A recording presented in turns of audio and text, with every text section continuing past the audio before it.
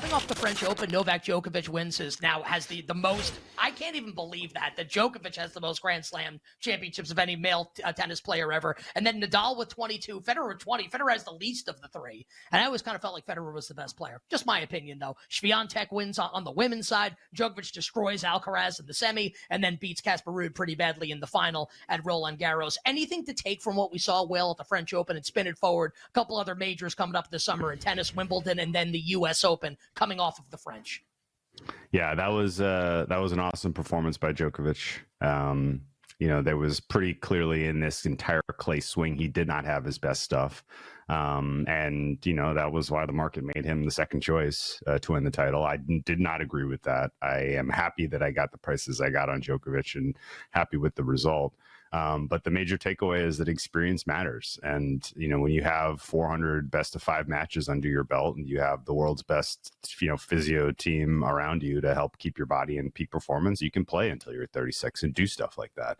And I agree with your sentiment. For me, at least, Federer was always the most pleasant to watch and the most talented of that group. He only ends up with 20 because Nadal came along and he had zero chance of realistically beating Nadal head to head at Roland Garros. So he was just only had the 3 majors to try to accumulate wins over the years. And Djokovic is going to ultimately end up with the most slams by a decent margin over these other 2 guys, because he'll win at least one more likely this year, and then maybe a couple next year. Maybe he may win Australian Opens until he's 40, for all I could tell you. He's just dominates on that surface. You have to learn the hard way. And, Carlos Alcaraz, if you watch that semifinal, learned the hard way what it means in terms of the conditioning that he needs and when the temperatures are warm like that. And I think realistically his just general, ampedness for the match from that opening set into the second set and the adrenaline pumping and how much he was giving in that second set in particular to get on the board ultimately caused his downfall. And it's a chess match when you play Djokovic in best of 5, and you need the reps in order to be able to go toe-to-toe with them. And there's a few players that I think can challenge him at Wimbledon. The second choice for me would be Medvedev over Alcaraz, just because I think Medvedev's skill set is basically Djokovic light. He did not play the French Open effectively because he was out in round 1. Albeit he has had a much better clay cycle than years past. So he is clearly taking his game a step forward. And so if you want kind of a spoiler in the men's French Open market, the men's Wimbledon market, I would go for Medvedev in the 6-1 range. He's probably going to win some sort of grass title between now and when we get to Wimbledon. So I'm guessing that price is going to get shorter. But that's sort of the only kind of spoiler that I could see realistically on the men's. And then the women's. So we're anyone's call. All right, I'm glad it's anyone's call because we're out of time. But joining us right now to break down the U.S. Open this week at the prestigious Los Angeles Country Club is our good friend, the very entertaining Pat Mayo of Mayo Media and Fantasy National on Twitter at @ThePME. You like golf, you need to be following Pat, one of the best voices out there in the space. So is this just going to be, and this happens at the U.S. Open sometimes or at majors, all right, you just kind of have to be really good at everything. And it requires a great player to win this tournament, much like it requires a great player to win a lot of the majors. It's like, that's why Rahm wins majors and Brooks Koepka wins majors and Scottie Scheffler wins majors, because they're awesome. Is it that easy for this tournament? I think you've kind of settled on somebody at the top of the odds board as well. I think that it is. When you go back and look at the U.S. Open, no one outside the top 25 in the world rankings has basically won a major in ages. I forget what Woodland was when he won. I think he was inside the top 25, even at that point, which is kind of crazy to think. So bad players rarely even compete at the U.S. Open. When I say bad players, listen, I love Emiliano Grillo and everything. He's number 47 in the world rankings, probably a bit too far down the list to go backing this week. Although I guess that could be thrown out of whack now because a lot of these live guys are way lower in the world rankings than they normally ought to be because they don't accumulate any world rankings points. So you can see an outlier in that regard this week as it pertains to world rankings points because they're kind of foolish to begin with. But back in the way that they used to give you a good sense of who the top 25 players were, that was about the bucket that you had to go into in order to do it. The one thing, though, because of the way that the fairways are angled and where the approach shots are coming from, and I've heard this talked about all week, especially from the designers of the course and the architects, is that it's going to take a very strategic player in order to win.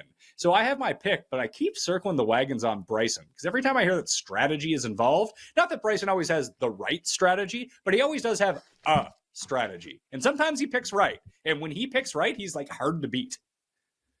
Well, what was his strategy last week on CNN? How would you describe the effectiveness of that strategy for Bryson DeChambeau? We can move on past that topic. I mean, we'll move on past that topic. no, I'm saying that maybe to get him out, maybe the pip is still a thing, and maybe he just wants attention. No, I mean, he definitely had you would think there was a strategy going into that. I don't know if it was effective or not. Is there a guy further down the odds board that you think could be really competitive here? We have about a minute left. Absolutely. Cam Smith is at 30-1. I actually do think that he can win if the driver doesn't absolutely sink. And once you get him off the tee, he might be the best player in the world. Unfortunately, he sucks at driving the ball. So maybe these fairways can help him if you want to play that angle. I mentioned Bryson. Deeper down the list, 2 live guys that I really like this week. Both Chilean, Joaquin Niemann, and Mito Pereira. Hardcore specialist. Niemann especially is a bent grass specialist when it comes to putting. They've had great major championship performances. They both play well on really difficult courses, and they're kind of the forgotten live guys. You can catch them down the board at a top 10 at like 12-1, something like that. That would be the angle that I'd be taking with those guys. And finally, Sergio, 200-1 on the outright. Probably not. 20-1 as a top 10. Yeah, sign me up for that. Pat, we have about 20 seconds to go. Any other bet or anything that we have not yet discussed that you'd like to share with our listeners and viewers? We would love to hear it. Patrick Rogers, first round leader. Okay. Yeah.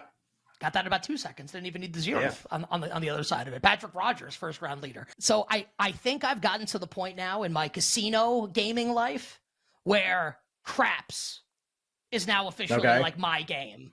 Like craps is the game that I want to play, that I will seek out. Lose slower.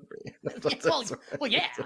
Well, you know what? What it is. You don't have to. And again, I don't go to craps expecting to win. Also, but like, I guess I haven't had enough experiences where I get like my what kicked in playing craps. Where like it's still new to me to a degree, and I've played it a lot over my life. But I think like that's my game now. Where I was walking through the casino. One of the days I was there, one big blur, and I was by myself. I had taken money out of the ATM, and I've never played craps by myself, and I played by myself for a little bit, like with other people at the table, but not meaning I was the only one there. Like, have you ever done just you at the table? Have you ever done just that? Not just me at the table, but like we will go during the day when like there's not a lot of people betting at the table. So obviously we will like take over a table. Yeah, it's the best, man. But it's all me, you and all your friends at the table playing craps is the absolute best. We had that for a while also. I think I'm not done with blackjack, but I mean, I kind of am. Just like, what a stupid game. What a stupid, pointless 21. game. Who thought of that BS? Like, I just hate it. What a stupid number. Yeah.